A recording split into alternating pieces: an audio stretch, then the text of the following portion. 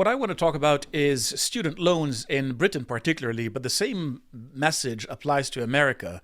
And the message is this: student loans are usury. They are a sin against the youth. They are a sin against God. They should not even exist. What they are doing is trapping young men and women into debt slavery, sometimes for up to 30 years. And it's absolutely awful. In Britain, student loans started in the 1990-1991 academic year.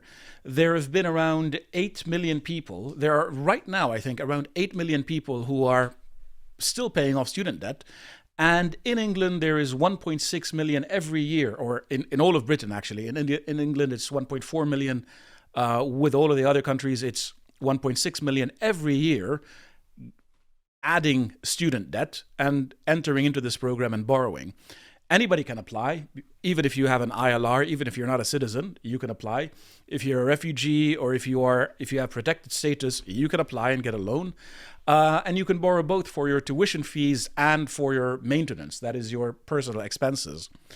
21 billion pounds every year are issued in new debt to students. And the total amount now is almost 270 billion pounds. So it's pretty much disastrous. The interest rates on these things are atrocious, between 7.3% up to 8% in August 2024. The lowest level is 4.3%. And that's a pretty high interest rate, all things considered. On average in England, students end up with £53,000 in debt by the time that they graduate. This is the highest in the four nations. The lowest is in Scotland, at £18,000 a year, £18,000 total debt. And the way that it works is that university fees are capped at £9,000, £9,250 a year. The rest is essentially subsidized, and it's subsidized either by loans or by immigration. They also make an exception for tuition for Oxford and Cambridge as well. Yes. They can charge higher there, which is interesting. Of course. The loan repayment period is 30 to 40 years. 30 to 40 years. And students start paying if their income exceeds £21,000 in some cases, considerably lower than the median income, and £25,000 if they haven't gone for a graduate degree. They normally pay 9% of their income, meaning that the marginal tax rate becomes as high as 60% if you're lucky enough to earn that much, meaning that essentially 3 out of every 5 days in a working week, you're just working for the government. I know this well. I have done that myself. Yeah. It's awful. It is awful. Now, government figures, I won't go through the links because we're short on time, so trust me, bro. Government figures say that only 56% of students are actually expected to pay their loans in full by the time the 30 years are up or the 40 years are up. If they've reached 30 to 40 years and they haven't repaid, then it's sort of written off and subsidized by the government. I had a very unfortunate situation recently where I looked at my student loan repayments thinking, I must have taken away a massive chunk of these by now, surely. You know, it's been about 5 years or so, and I've seen all of these large deductions from each pay slip each month. You know, it's a considerable amount of money, and then I look at it and I've just been paying off the interest the entire time. Yeah. And it's exactly where I started when I left university.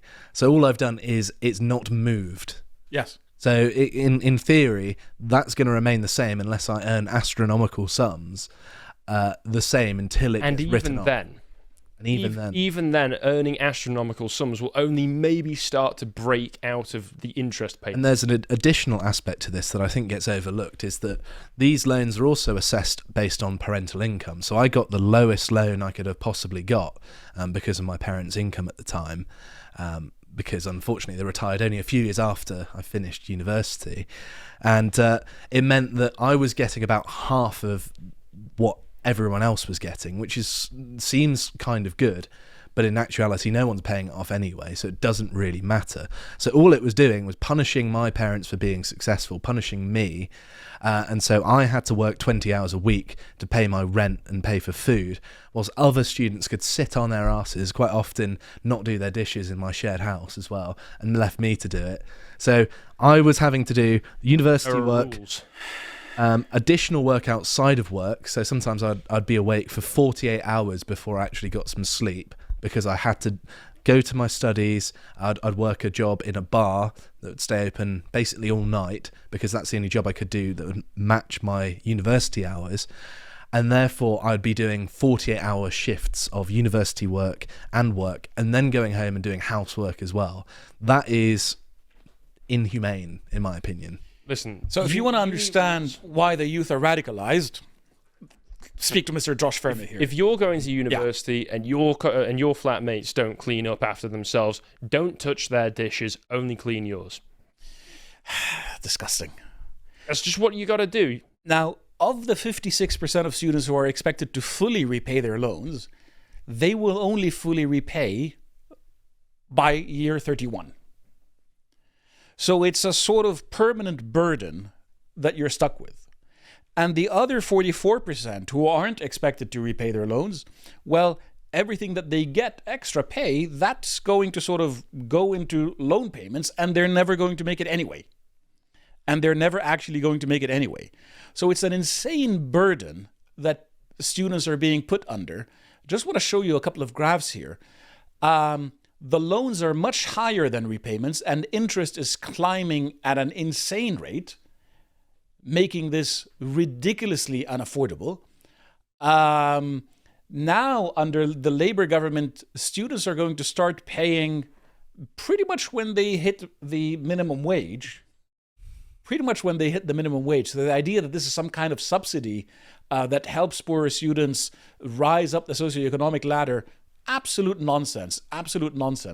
All it means is that as they go above the minimum wage, they start paying a ridiculously high marginal tax rate because 9% of their income will be taken to pay their loans. Yeah, again, all this means, the fact that so many people are never going to pay off their loans.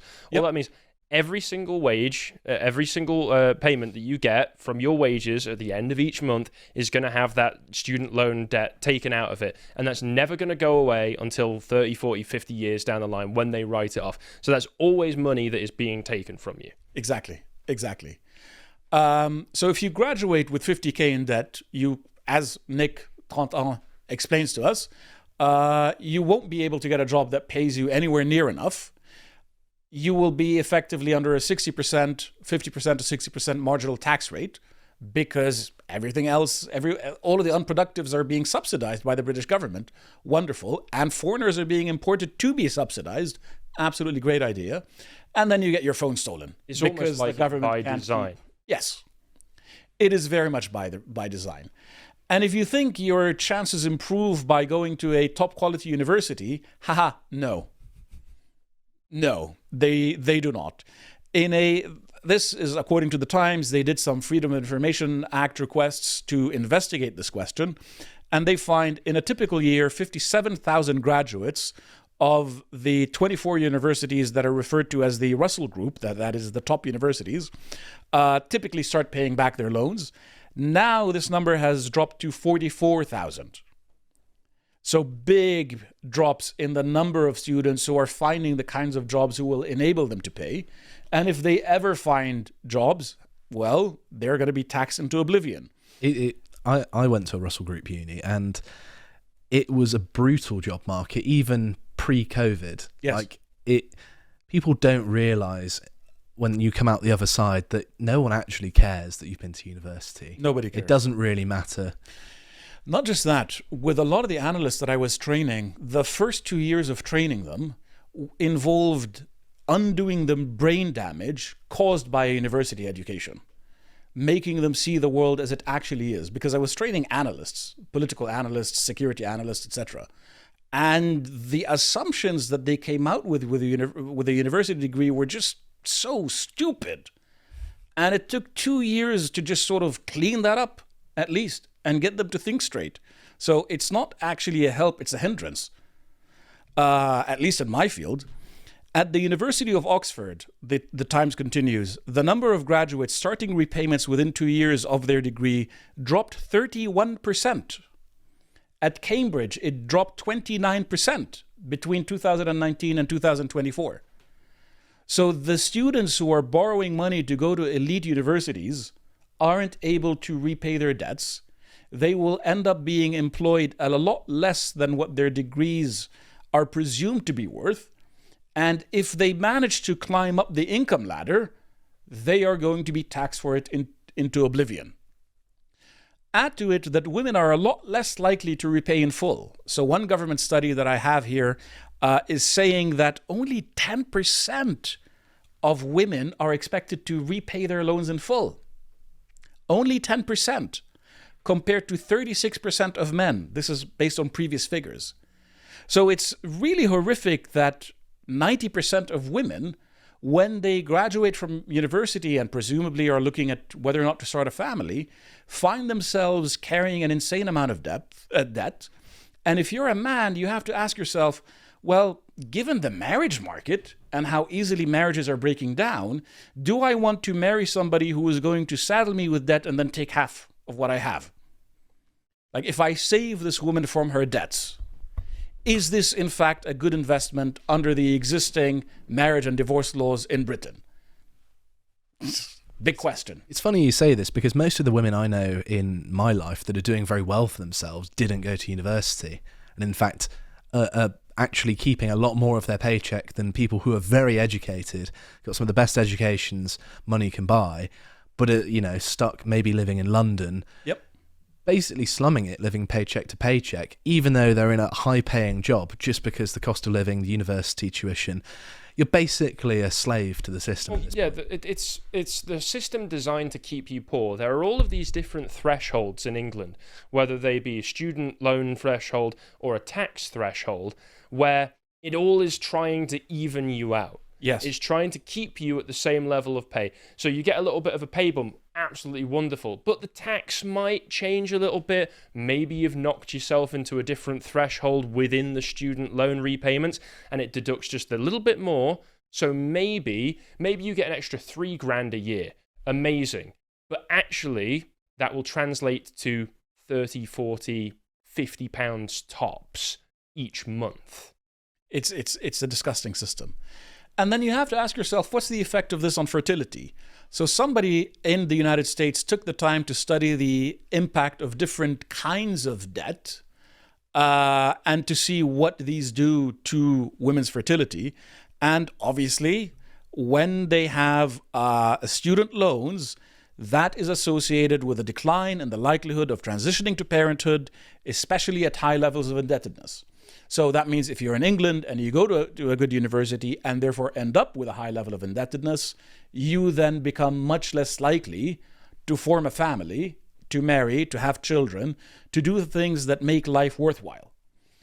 And what is the solution to that? Well, obviously, more immigration. That's the only solution to a declining fertility rate.